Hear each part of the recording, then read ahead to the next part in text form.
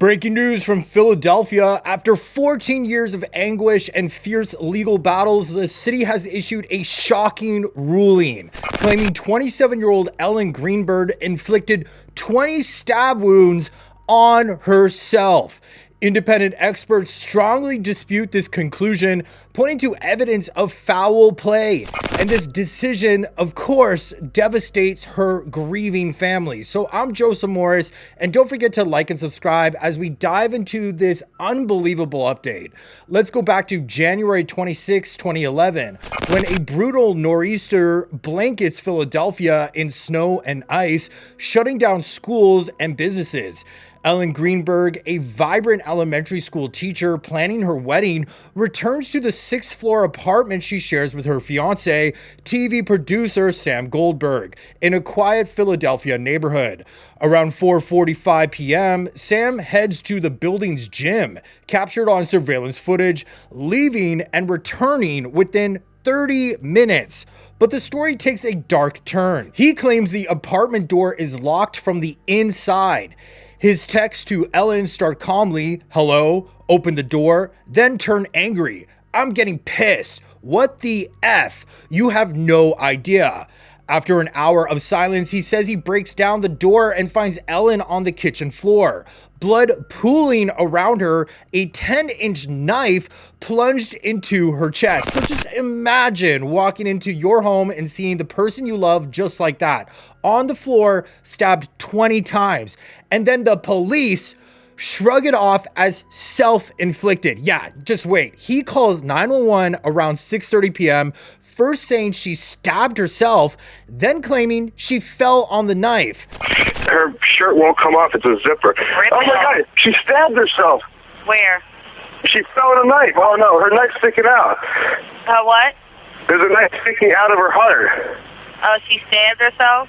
I guess so. I don't know where she fell on it. I don't know. Okay, well, don't touch it. Police arrive in the blizzard and quickly conclude Ellen harmed herself based on Sam's claim that the door was locked and no one else was inside. But how did they decipher that? Because he said he tore the door down. So couldn't he have, tore the door apart and locked it from the inside to make it look like it was always locked on the inside? Like, I feel like you could easily just fake that the door was locked from the inside. And the only person saying that is his word.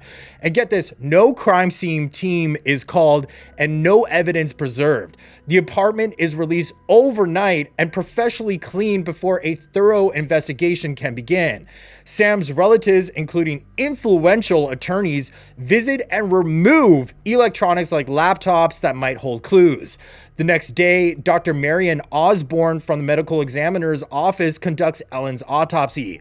He documents 20 stab wounds, 10 deep gashes to the back of her neck and head, some even penetrating her skull, one severing a spinal membrane, another triggering a stroke by damaging critical brain structures, and others slicing her chest and torso, including the fatal blow that cut her aorta. Now tell me, guys, look at this diagram, and does this look like something someone can do to herself? But it gets even stranger besides the stab wounds. Bruises in various stages of healing cover her arms, legs, and torso, suggesting prior trauma, like she was potentially abused. Initially, the coroner, Marion, rules it a homicide, pointing to multiple stab wounds by an unknown person. But days later, after a closed-door meeting with law enforcement, he reverses course, declaring Ellen inflicted the wounds herself. There was no new evidence, no explanation, just a ruling that fuels years and years of controversy. Ellen's parents, Josh and Sandy, both in their 70s, reject this outright. And I mean, anybody with common sense would. They dedicate their lives to uncovering the truth, hiring private investigators and top pathologists. And these independent experts' findings are chilling. Blood patterns on Ellen's face show she was moved after death and propped against the kitchen cabinets. One net wound deep into the spinal column shows no bleeding. indicating that it was inflicted after her heart stopped, meaning the chest stab with the knife still embedded couldn't have been the final blow.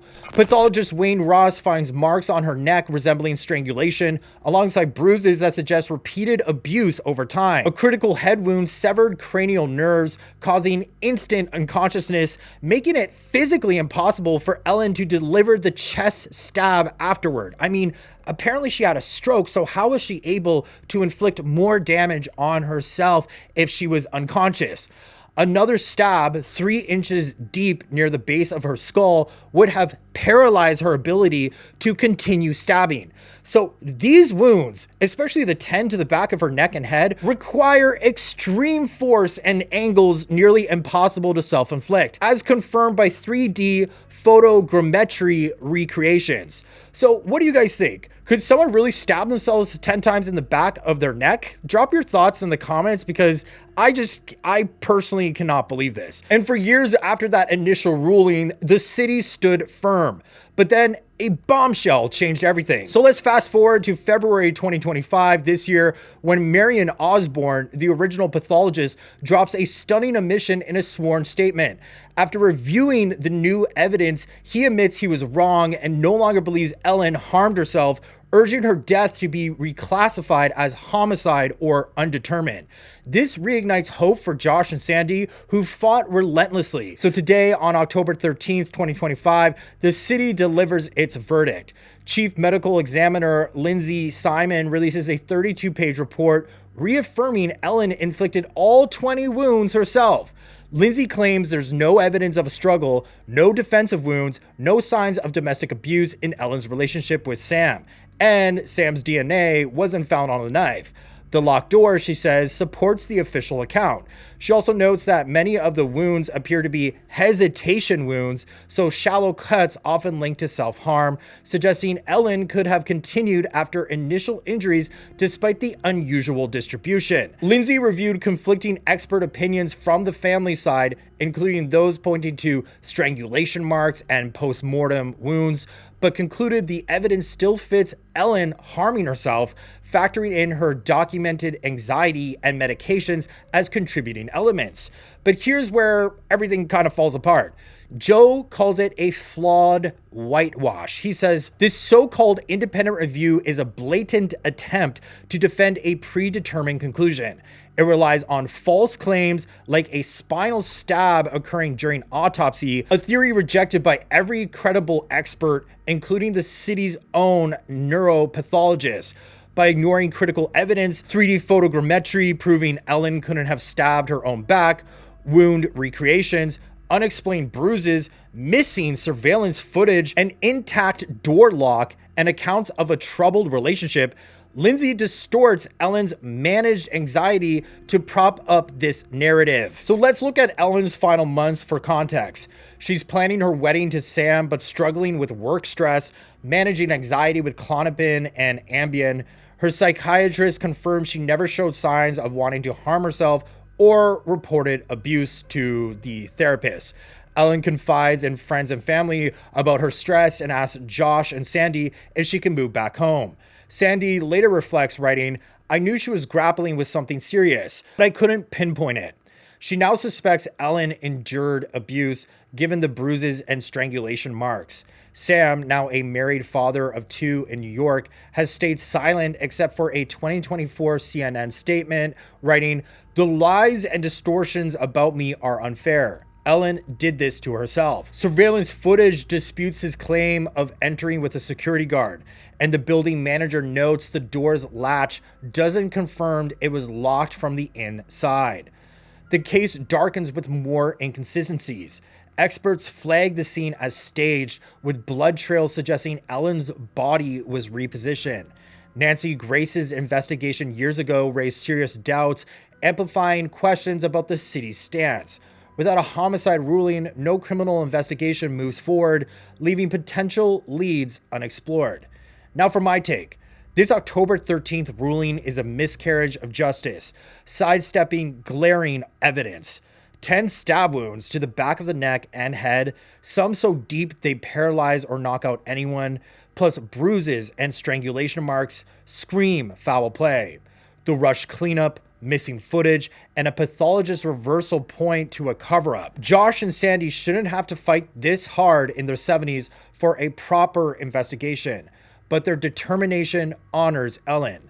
Someone walked free that snowy night, and Philadelphia's refusal to dig deeper protects that person.